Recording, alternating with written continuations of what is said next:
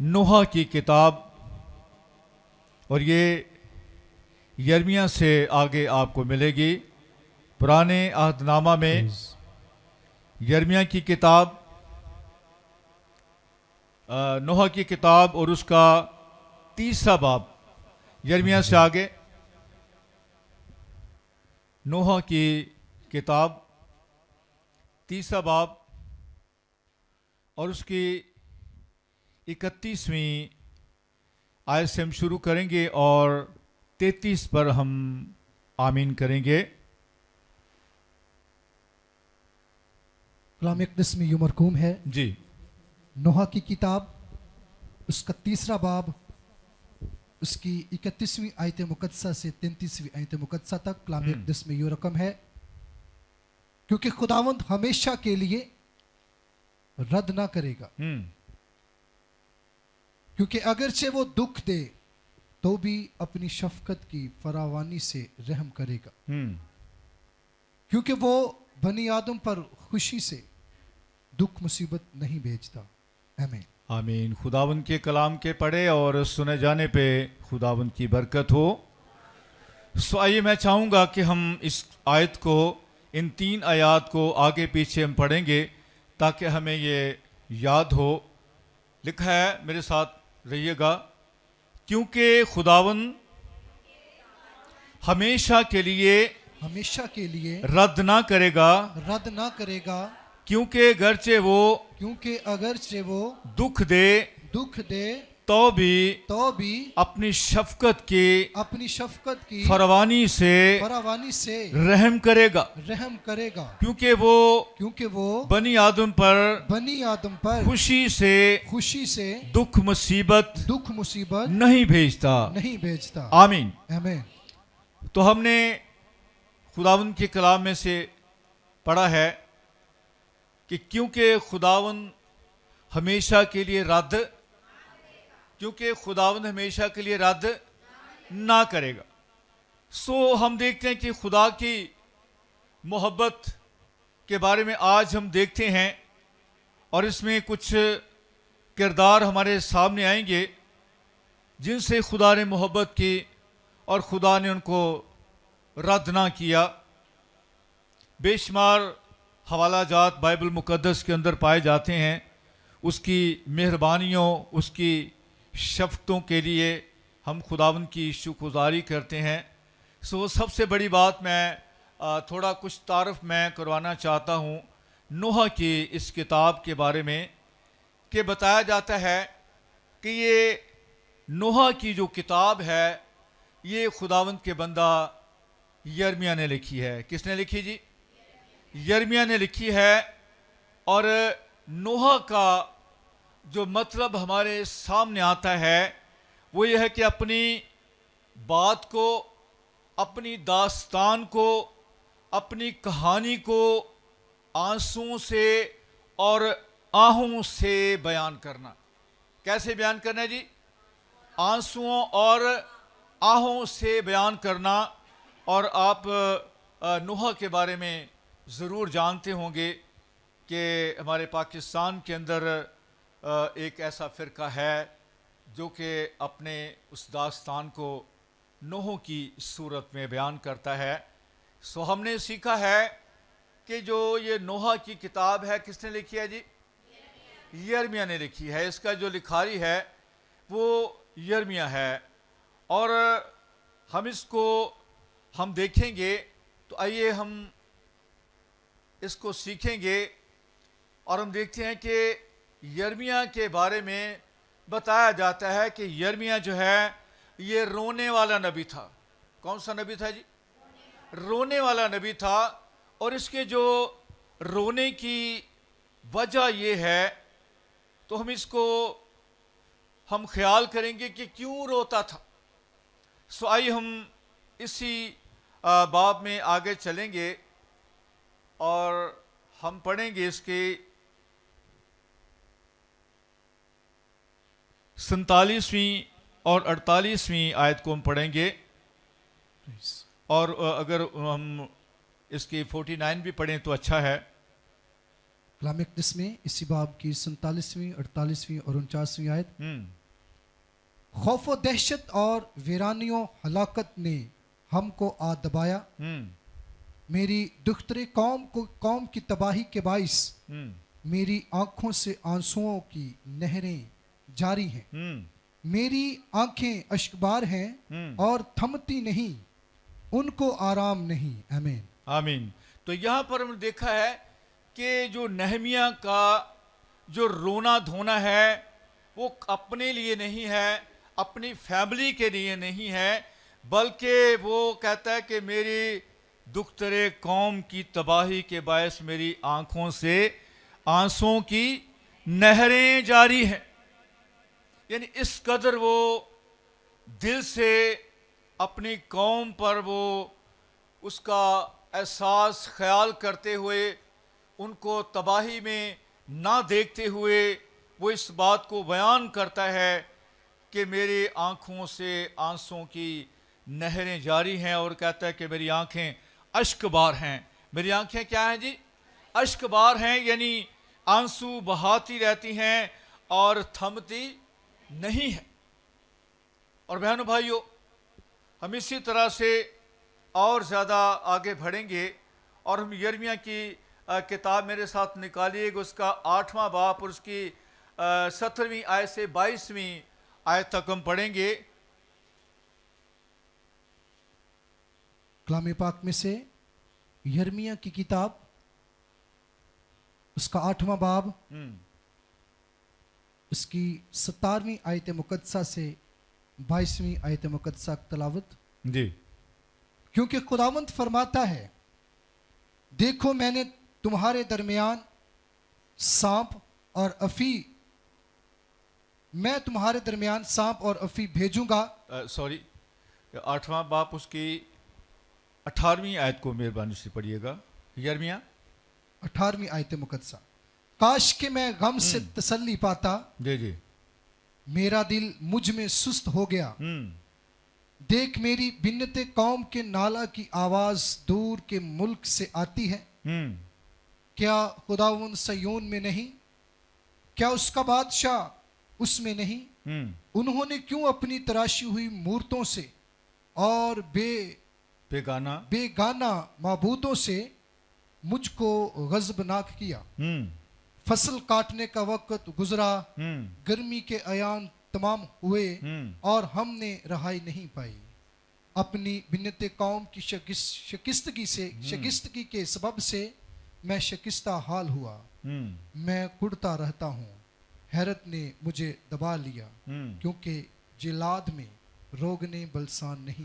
क्या जिलाद में रोगने बलसान नहीं है? क्या वहाँ कोई तबीब नहीं है? मेरी बिन्नते कौम क्यों शिफा नहीं पाती? शुक्रिया।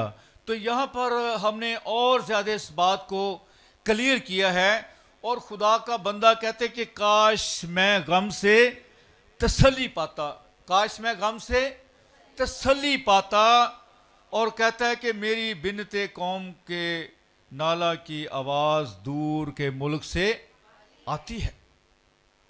और यहाँ पर वो इस बात को बयान कर रहा है कि कौम के लोग क्या करते हैं, वो अपनी तराशी हुई मूर्तों से और बेगाना माबूदों से मुझे गज़बनाक करते हैं। मुझे क्या करते हैं?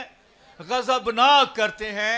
क्योंकि खुदा के कलाम में लिखा है, खुदा फरमाता है कि आसमान पर और ज़मीन पर, ज़मीन के नीचे किसी भी चीज़ की परस्तिश और पूजा पाठ ना करना। और खुदा ने बनी इस्राएल कौम को कहा कि देख, खुदावंद तेरा खुदा एक ही खुदा है और तू उसकी इबादत और उसकी बंदगी करना।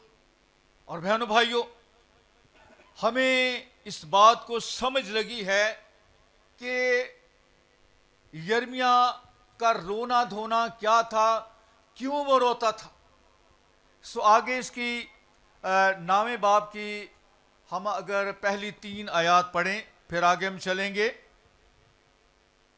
काश कि मेरा सर पानी होता और मेरी आंखें आंसुओं का चश्मा, ताकि मैं अपनी बिन्नते कौम के मकतूलों पर शब रोज शब रोज मातम करता। काश कि मेरे लिए बियाबान में मुसाफिर खाना होता, ताकि मैं अपनी कौम को छोड़ देता और उनमें से निकल जाता, क्योंकि वो सब बदकार और दगाबाज जमाए थे। शुक्रिया। तो यहाँ पर हम देखते हैं कि हमें और ज़्यादा इस बात की समझ लगी है कि खुदा का बंदा कहता है कि काश मेरा सर पानी होता और मेरी आंखें आंसुओं का चश्मा, ताकि मैं अपनी बिनते कौम के मकतूलों पर शब रोज मातम करता। हर रोज मैं अपने कौम के लिए मातम करता, आंसू बहाता, उनके लिए रखने में खड़ा होता, ताकि खुदा इस कौम को मुआफ़ी और रिहाई दे। सो बहनों भाइयों, हमने यहाँ तक इस बात को सीखा है कि जैसे शुरू में मैंने बताया था कि यिर्मयाह को रोने वाला नबी कहा गया। कैसा नबी जी? रोने वाला नबी इसको कहा गया है। और हम यहाँ पर इस बात पर आएंगे कि उनकी हालत हमने देखी है कि वो गैर माबूदों की इबादत और परस्तिश करते हैं, और खुदा के बंदे का जो रोना है वो यही है कि ये कौम इस काम से बाज आ जाए और ज़िंदा खुदा की इबादत करे। सो यहाँ पर फिर उसी बात पर आएंगे जो हमारा ये तो एक तारफ़ था और हम थोड़ा सा हमने किया है, और आगे हम चलेंगे। तो आज जिस आयत पर हमारा फोकस है वो यही है कि खुदावंद हमेशा के लिए रद्द नहीं करता और ना करेगा। लिखा है कि क्योंकि अगरचा वो दुख दे तो भी अपनी शफकत की फरवानी से रहम करेगा। क्या करेगा?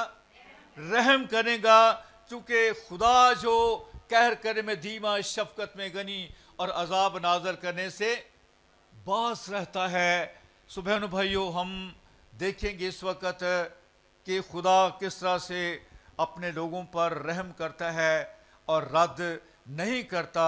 मेरे साथ आप पैदाइश की किताब निकालिएगा और उसका 3 बाब और उसकी 22वीं से 24वीं आयत तक हम पढ़ेंगे।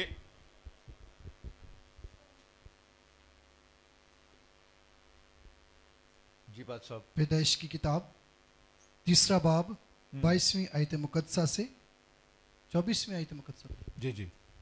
कलाम अक़दस में यूं मरकूम है, और खुदावंद खुदा ने कहा, देखो इंसान नेको बद की पहचान में हम में से एक की मानद हो गया। अब कहीं ऐसा ना हो कि वो अपना हाथ बढ़ाए और हयात के दरख्त से भी कुछ लेकर खाए और हमेशा जीता रहे।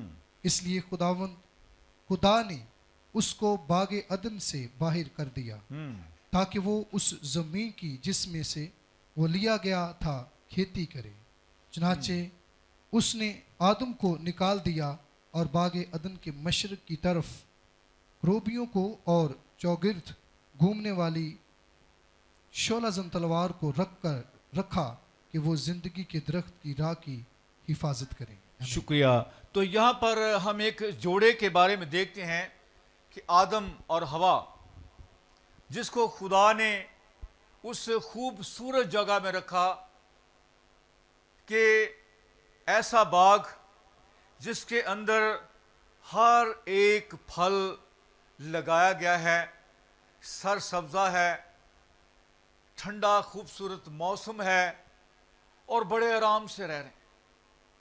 और इसका अरसा बाइबल मुकद्दस के अंदर बयान नहीं है कि कितना अरसा वो उस बाग में रहे। और हम देखते हैं कि खुदा ने जब इस जोड़े को बनाया तो खुदा ठंडे वक़्त में इस जोड़े को मिलने के लिए आया करता था। और बताया जाता है कि जो ठंडा वक्त है वो सुबह 3 बजे का, कितना जी? सुबह 3 बजे का वक्त है کہ خدا اس جوڑے کو ملنے کے لیے آیا کرتا تھا، اور خدا کی اور اس جوڑے کی رفاقت جو ہے یہ بہت لانگ ٹائم چلی ہے، اور خدا اس جوڑے کو ملنے آیا کرتا تھا۔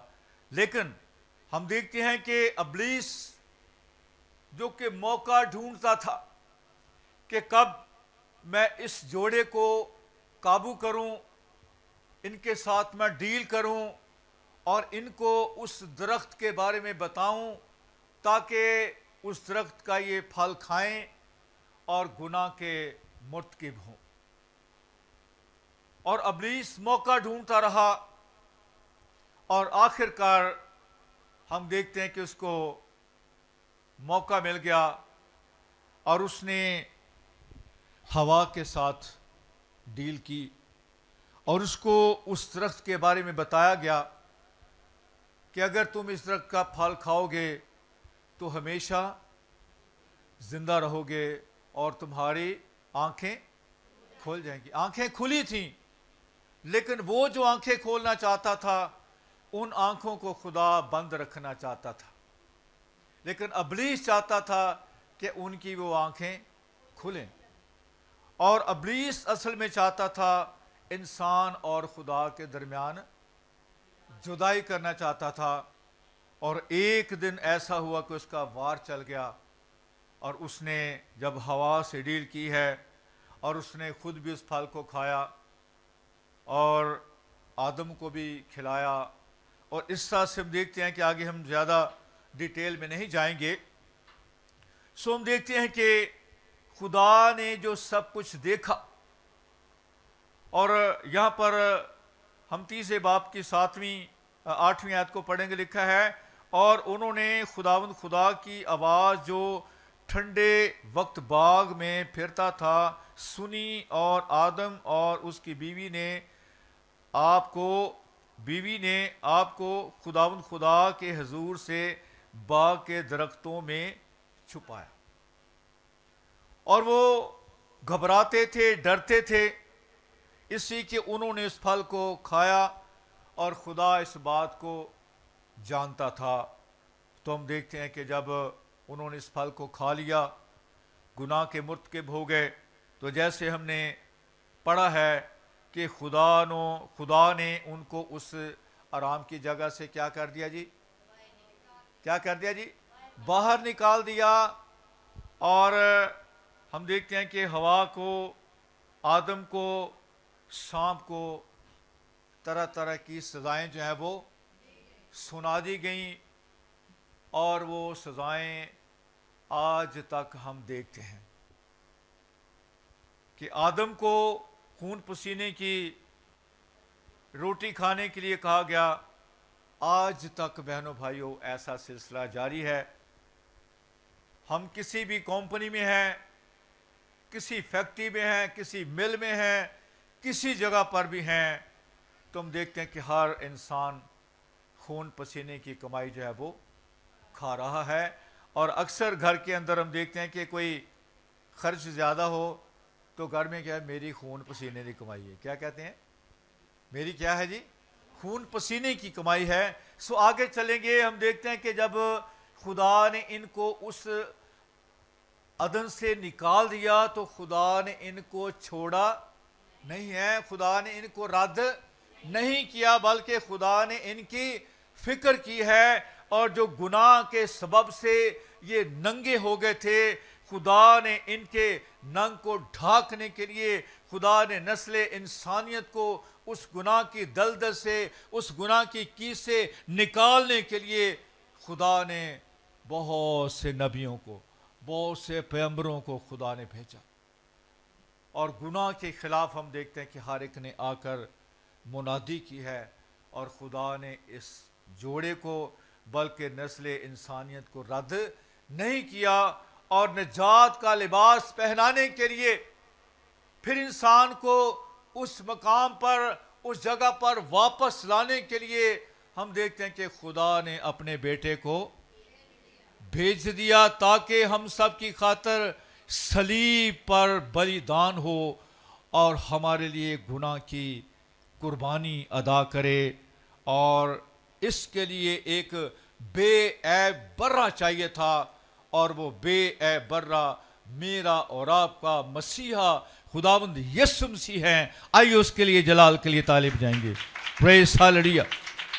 तो खुदा ने इंसान को रद्द नहीं किया बहनों भाइयों, और ना खुदा रद्द करता है और ना खुदा इंसान की हलाकत को पसंद करता है और ना खुदा किसी की हलाकत चाहता है। सो आइए एक और किरदार हम देखेंगे खुदावंद के कलाम में से। तो मेरे साथ निकालिएगा यूना की किताब, यूना पहला बाब और उसकी 17वीं आयत को हम पढ़ेंगे। यूना की किताब में से, यूहन्ना नहीं, यूना यूना यूना यूना हाँ, यूना। की किताब, सफ़ा नंबर, बाइबल में से सफ़ा नंबर 951। यूना की किताब सफ़ा नंबर 951, पहला बाब 17वीं आयत मुकद्दसा में कलाम अक़दस में ये मरकूम है, लेकिन खुदावन ने एक बड़ी मछली मुकर्रर कर रखी थी कि यूना को निगल जाए, और यूना 3 दिन रात मछली के पेट में रहा। आमीन। शुक्रिया। तो यहाँ पर हम यूना के बारे में देखते हैं कि यूना को जब एक जगह पर खुदा ने उसकी ड्यूटी लगा दी, उसको भेजा कि जाकर नैनवा शहर में उन लोगों के खिलाफ मुनादी कर और उन्हें बता कि अपने गुनाहों से बास आ जाएं। लेकिन हम देखते हैं कि यूना किसी और जगह पर तरसीस के जहाज़ में बैठकर वो किसी और जगह पर चला गया और वहाँ पर वो ना जाना चाहता था। और हम देखते हैं कि उसने इस बात की नाफरमानी की, और हम देखते हैं कि खुदा सब कुछ देख रहा था। और जब वो जहाज़ में सवार हो गया तो हम देखते हैं कि यूना की वजह से जहाज़ में, उस समुंदर में तूफान आ गया। समुंदर में क्या आ गया जी? तूफान आ गया। और वो जहाज़ जो हर रोज़ सफ़र करता था, लेकिन उस दिन यूना की वजह से हम देखते हैं कि उस समुंदर में तूफान आ गया, और ऐसा तूफान कि उसको संभलना, जहाज़ को समूथ करना उनके लिए मुश्किल हो गया। और हम देखते हैं कि जो सवार बैठे थे उनको कहा गया कि अपने अपने देवताओं को याद करो, चूँकि हम खतरे में हैं। और अक्सर हम देखते हैं कि जहाज़ के अंदर आज भी, बस में या किसी जगह पर भी हम देखते हैं कि जब खतरा होता है तो हम देखते हैं कि हर जो सवार वहाँ पर सवारियाँ बैठी होती हैं वो कलमा पढ़ना शुरू कर देते हैं, दुआ करना शुरू कर देते हैं कि खुदावंद हमें इस खतरे से निकाल। तो इसी तरह से उस जहाज़ के मालिक ने भी कहा कि अपने अपने देवताओं को याद करो। और ये खुदा का बंदा क्या कर रहा है? ये क्या कर रहा है जी? ये सो रहा है। ये क्या कर रहा है? सो रहा है। और जहाज़ के मालिक ने देखा सभी तो अपने देवताओं को याद कर रहे हैं, आप बंदा बड़े आराम से सोता है। उसको उठाया, मियाँ तू भी उठ और तू भी अपने देवता को याद कर, अपने खुदा को याद कर कि हम इस अजाब से बच जाएं, इस तूफान से हम निकल जाएं। सो हम देखते हैं कि जब वो उठा और उसकी बात का उसको एहसास हुआ कि ये सब मेरी वजह से है। ये सब क्या है जी? मेरी वजह से है। उसने इस बात को तस्लीम किया कि जो कुछ हो रहा है मेरी वजह से हो रहा है। पहले ऐसा नहीं था कि मैंने खुदा की नाफरमानी की है और मैं, खुदा ने जो मुझे कहा था मैं वो कर नहीं रहा। बहनों भाइयों, हम भी जब अपने घरों में, अपनी ड्यूटी में या किसी भी जगह पर हम होते हैं तो अगर कुछ ऐसा हमारी वजह से हो जाए तो हम जल्दी उस बात का इकरार نہیں کرتے بلکہ ہم دوسروں پر بلیم لگاتے ہیں، دوسروں پر بلیم لگاتے ہیں. لیکن ہم یہاں پر ہم دیکھتے ہیں کہ یونا نے اپنی اس غلطی کو دل ہی دل میں تسلیم کیا ہے، اور ہم دیکھتے ہیں کہ جہاز کو ہلکا کرنے کے لیے انہوں نے بہت سی گندم جو ہے وہ جہاز سے باہر نکال دی تاکہ ہمارا جہاز جو ہے وہ ہلکا ہو اور ہم اس طوفان سے نکل سکیں. لیکن پھر بھی ایسا نہیں ہوا، اور ہم دیکھتے ہیں کہ جب یونا کو اس بات کا احساس ہوا تو اس نے کہا کہ مجھے اٹھا کر سمندر میں پھینک دو تو تمہارا جہاز جو ہے وہ بچے گا اور تم اپنی منزل پر پہنچ جاؤ گے. اور وہ اس بات سے بھی ڈرتے تھے، ایک انسان کا قتل ہے یہ، ایک انسان کو موت کے گھاٹ میں اتارنا ہے، لیکن انہوں نے ایسا کر دیا. اور ہم دیکھتے ہیں کہ اس نے جب ہم دیکھتے ہیں کہ یہ سب خدا کی طرف سے تھا، جب انہوں نے اس کو سمندر میں پھینک دیا تو کیا خدا نے اس کو رد کر دیا؟ کیا خدا اس کو بھول گیا؟ چونکہ اس نے غلطی کی تھی، لیکن خدا نے اس کو رد نہیں کیا. تو ہم دیکھتے ہیں کہ خدا نے مچھلی کی ڈیوٹی لگا دی. کس کی ڈیوٹی لگا دی جی؟ مچھلی کی ڈیوٹی لگا دی کہ اس کو اپنے پیٹ کے اندر لے لے، رکھ لے.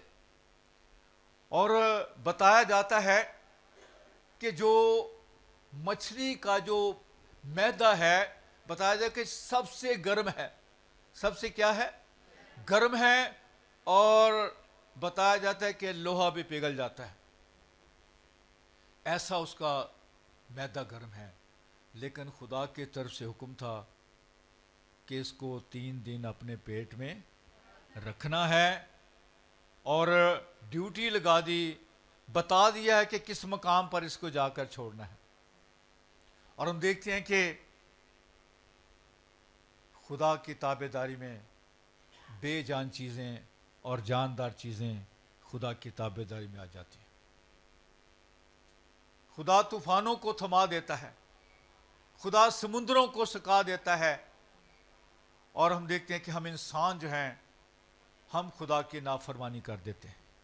لیکن یہاں پر مچھلی کو حکم ملا ہے کہ اس کو اپنے پیٹ میں رکھنا ہے، اور یہ 3 دن کی مسافت سے.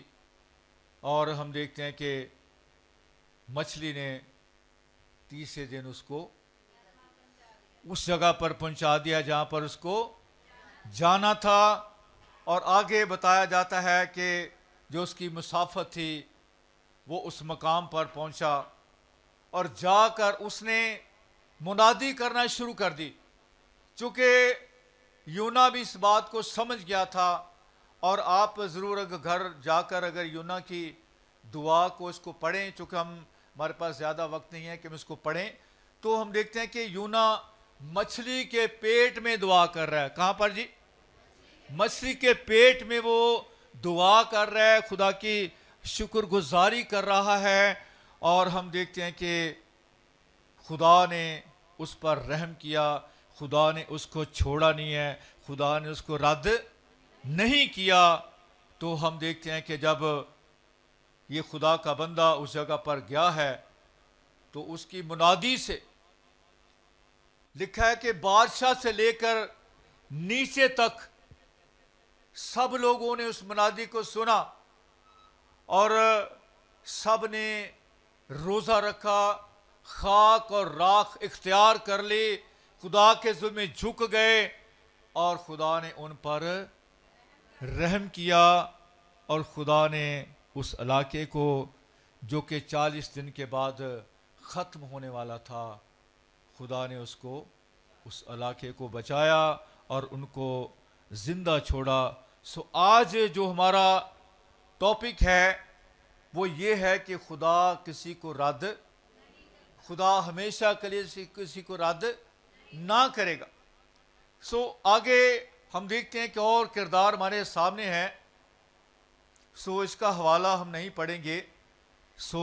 مصرف بیٹے کی طرف ہم دھیان دیں گے کہ یہ ایک تمثیل ہے جس میں ہم سیکھیں گے کہ ایک امیر آدمی تھا جس کے 2 بیٹے تھے، اور وہ امیر شخص تھا، اور یہ چھوٹا بیٹا جو کہ اپنا سب کچھ لے کر اپنے باپ کے گھر سے نکل گیا، چل پڑا، اور اس نے اپنے دوستوں کے ساتھ مل کر وہ سارا مال جو باپ کی طرف سے حصہ ملا تھا اس کو دوستوں میں بیٹھ کر اجاڑ دیا، کھا پی لیا، اور ہم دیکھتے ہیں کہ کچھ ہی دیر کے بعد جب اس کے پاس کچھ نہ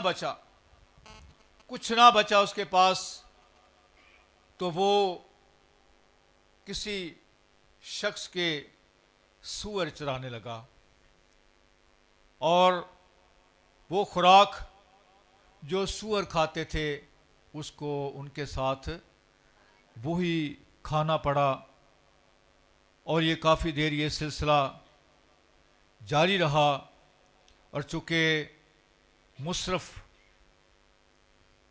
جو کہ اپنے باپ کے گھر سے نکل چکا تھا، اپنے اس شفقت کو کھو بیٹھا تھا، لیکن ہم دیکھتے ہیں کہ بے شک وہ گھر سے اپنا سارا مال لے کے آیا تھا، لیکن باپ نے اس کو رد نہیں کیا، بلکہ باپ ہر دن اس کا انتظار کرتا اور اس کا راہ تکتا تھا۔ میں بچپن کی بات آپ کے سامنے رکھنا چاہتا ہوں۔ آج کل راواں نہیں ویکھیاں جاندیاں۔ میں بچپن میں بتانا چاہتا ہوں کہ چونکہ میں بھی گاؤں میں رہتا تھا، بچپن میرا گاؤں میں گزرا، تو جب شام پڑتی تھی نا تو میرے چاچے، میرے ابو کام پر جاتے تھے، میری دادی کہتی تھی جاؤ جا کے پیو دا راہ ویکھو، جاؤ کی کرو جا کے پیو دا راہ ویکھو۔ تو کیا ہونا کہ ہم نے جا کر تھوڑا گاؤں سے دور جا کر جو راستے ہیں ان میں دیکھنا، کھڑے رہنا کہ میرا ابا آ رہا ہے، میرا تایا آ رہا ہے، میرا چاچا آ رہا ہے، اور جب دور سے دیکھنا تو بڑے خوش ہونا، اور جب کوئی چاچا یعنی ابو آئے ہیں تو فوراً سے گلے لگا لینا، خوش ہو جانا۔ یہ میں نے خود بھی دیکھا ہے اور کیا بھی ہے۔ یہاں پر جو بات ہمارے سامنے ہے کہ مصرف کا جو باپ ہے ہر روز اس کی راہ دیکھتا تھا، چونکہ بے شک وہ سب کچھ لے گیا تھا لیکن باپ نے اس کو رد نہیں کیا۔ اور ہم ایک گیت بھی گاتے ہیں، دنیا کی بھیڑ میں کیوں کھو رہا، ملے گا کچھ بھی نہ پھل جو بو رہا ہے، تو آ جا گھر لوٹا، آ بیٹے گھر لوٹا۔ تو ہم دیکھتے ہیں کہ مصرف کا باپ جو تھا وہ ہر روز اس کا راہ دیکھتا تھا، اور ایک دن ایسا ہوا کہ ہم دیکھتے ہیں کہ اس کا بیٹا وہ سب کچھ چھوڑ کر جو ہے وہ آ رہا ہے، اور باپ نے دور سے دیکھا اور باپ کا دل باغ ہو گیا۔ بہنوں بھائیوں، آج بھی ہم دیکھتے ہیں کہ اگر کوئی گنہگار شخص جو کہ دنیا کی بھیڑ میں کھوا ہے، گناہ کی دلدل میں دھسا ہوا ہے، باپ انتظار کر رہا ہے، چونکہ باپ نے رد نہیں کیا ہے، باپ ہمارا انتظار کرتا ہے۔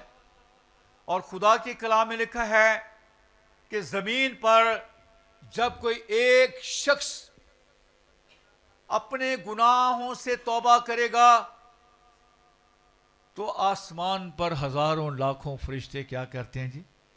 خوشی مناتے ہیں، جشن مناتے ہیں کہ آج ایک گنہگار نے گناہ کی کیس سے، گناہ کی دلدل سے، گناہ کی زندگی سے باہر نکل کر نجات کے راستے پر چل پڑا ہے۔ تو اسی طرح سے ہم دیکھتے ہیں کہ بہنوں بھائیوں، مصرف کا باپ جب اس نے دور سے دیکھا تو اس نے اپنی باہیں پھیلا لی، اور جب بیٹا پاس آیا اس کو گلے لگا لیا، اس کو چوما اور اس کو گھر لے گیا اور اپنے عزیزوں کو، دوستوں کو اکٹھا کیا، جشن منایا، کھایا پیا۔ لیکن ہم دیکھتے ہیں کہ جو اس کا بڑا بھائی تھا، جب وہ باہر سے آیا، اس نے دوسروں سے پوچھا گھر میں کیا ہو رہا ہے۔ اس کو بتایا گیا کہ تیرا بھائی واپس آ گیا، تو اس نے اس بات سے وہ خوش نہیں ہوا، چونکہ باپ نے رد نہیں کیا تھا لیکن بھائی نے اس کو رد کر دیا تھا۔ اس لیے میں آپ کا اس بات پر دھیان دلانا چاہتا ہوں، اگر کوئی گنہگار شخص، کوئی پیڑے کام کرنے والا کوئی آ جائے نا تو کہنے لگا کتوں آ گیا، ہم انہیں حقارت کی نظر سے دیکھتے ہیں۔ آ تے چوریاں کرتا سی، تے نشے کرتا سی، یہ گرجے کی لینا آ گیا۔ اکثر ہم ایسی بات کرتے ہیں، لیکن بہنوں بھائیوں، خدا کی کلام میں لکھا ہے کہ ابن آدم کھوئے ہوں کو ڈھونڈنے اور کیا دینے آیا جی؟ نجات دینے آیا ہے۔ اس لیے کہ خدا کسی کی ہلاکت نہیں چاہتا، بلکہ چاہتا ہے کہ ہر ایک کی توبہ تک نوبت پہنچ جائے۔ لیکن بہنوں بھائیوں، دیکھا یہ گیا ہے کہ خدا تو معاف کر دیتا ہے، لیکن انسان کو معاف نہیں کرتا، اور انسان کے گناہوں کو قائم رکھتا ہے، لیکن خدا جو ہے وہ گناہوں کو معاف کر دیتا ہے۔ سو ہم دیکھتے ہیں کہ جب اس کے بھائی نے یہ سنا تو بھائی اپنے باپ سے ناراض ہوا، اور باپ نے کہا یہ کھو گیا تھا، یہ مجھے مل گیا ہے، اس لیے میں یہ جشن کر رہا ہوں، تو میرے ساتھ ہی تھا، اور تو بھی ایسا کر، یہ سب کچھ تیرا ہی ہے، تو بھی اپنے دوستوں کے ساتھ مل کر جشن منا لے، چونکہ تو میرے ساتھ تھا لیکن یہ کھو گیا تھا، یہ مجھے مل گیا ہے۔ اس سے بہنوں بھائیوں، آج کا جو یہ خوبصورت کلام ہے، جو ہم نے سیکھا ہے کہ خدا ہمیشہ کے لیے رد نہیں کرتا۔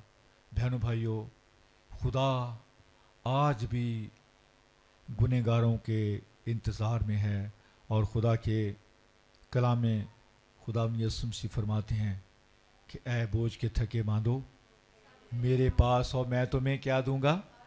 آرام دوں گا۔ اور لکھا ہے کہ میرا جوا نرم و ملائم ہے، اور تمہاری جانیں کیا پائیں گی؟ آرام پائیں گی۔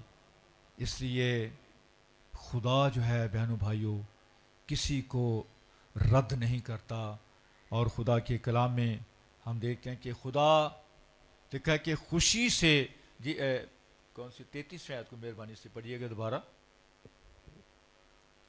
33ویں آیت نوح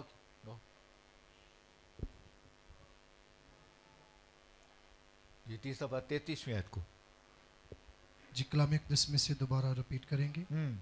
نوح کی کتاب 3 باب اس کی 33ویں آیت مقدسہ، کیونکہ وہ بنی آدم پر خوشی سے دکھ مصیبت نہیں بھیجتا۔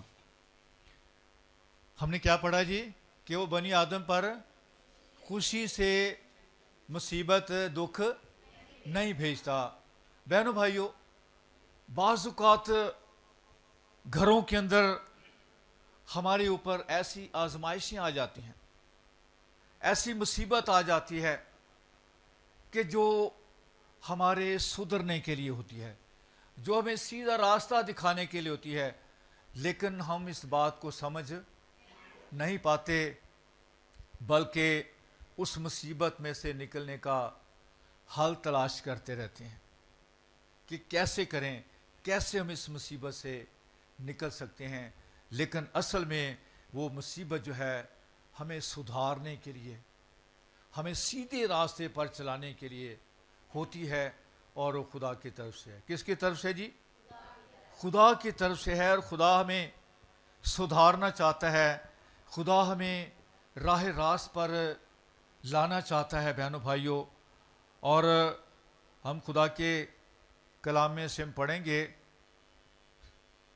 38 آیت. لکھا ہے کیا بھلائی اور برائی حق تعالیٰ ہی کے حکم سے نہیں ہے؟ کس کی طرف سے جی؟ بھلائی اور برائی کس کی طرف سے جی؟ خداوند کی طرف سے ہے. لکھا کہ پس آدمی جیتے جی کیوں شکایت کرے کہ جب کہ اس کے گناہوں کی سزا ملتی ہے. سو ہم دیکھتے ہیں کہ جب ایسی دکھ تکلیف بیماریاں ہمارے اوپر آتی ہیں, کسی مصیبت میں کسی پریشانی میں ہم دنس جاتے ہیں, تو اس وقت ہمارے لیے ایک سوچ کا مقام ہے. ہمیں سوچنا ہے کیوں ایسا ہوا.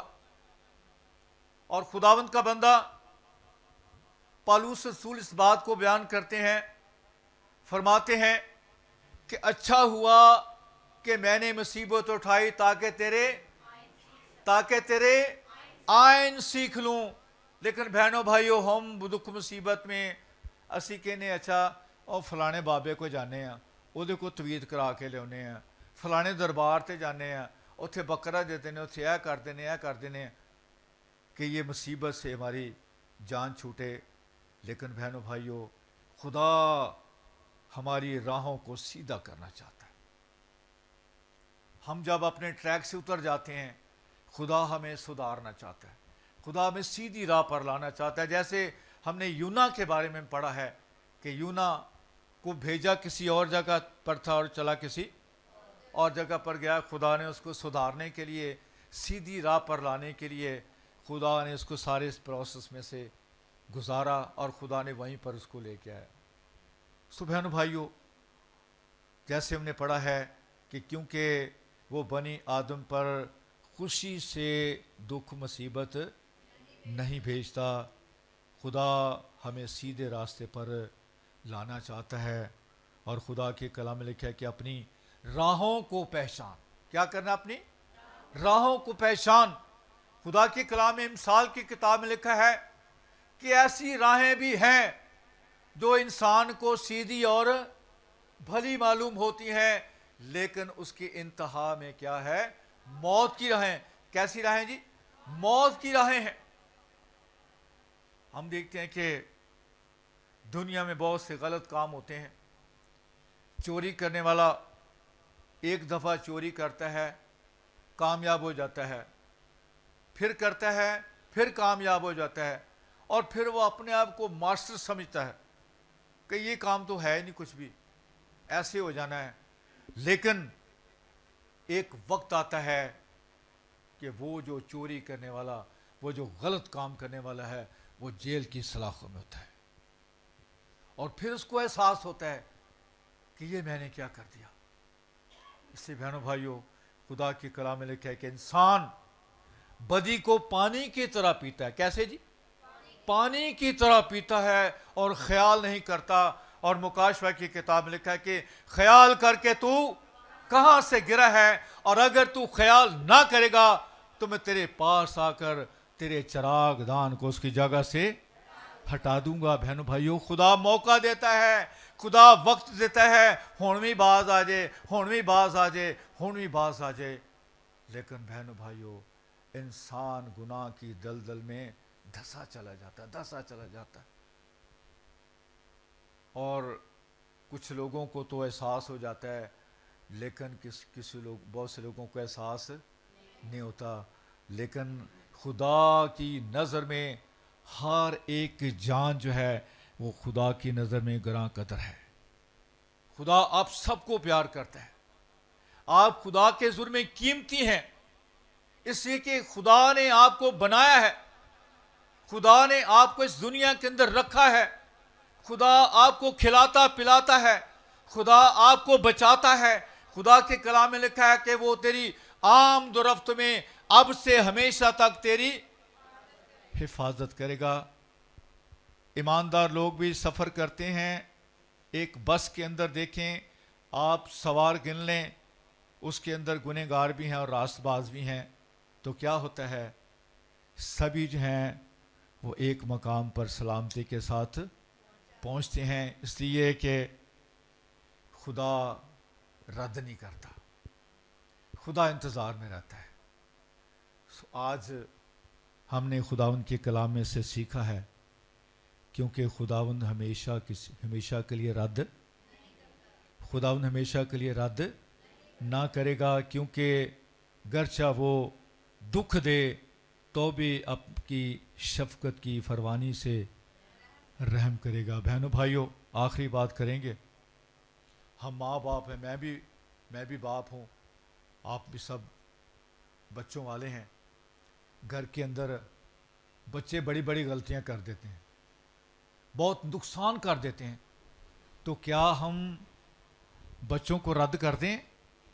نہیں کرتے، بہت نقصان ہو جاتا ہے، باپ غصہ کھا جاتا ہے اور برا بھلا بھی کہتا ہے، گھر سے بھی نکال دیتا ہے، لیکن وہ دل سے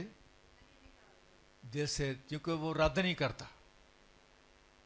اور باپ اگر بچہ باہر نکل جائے، ماں بھی جو ہے وہ دل میں کہتی ہے پتہ نہیں کتنے گیا، پتہ نہیں کتنے ستا ہونا، ماں بھی خیال کرتی ہے۔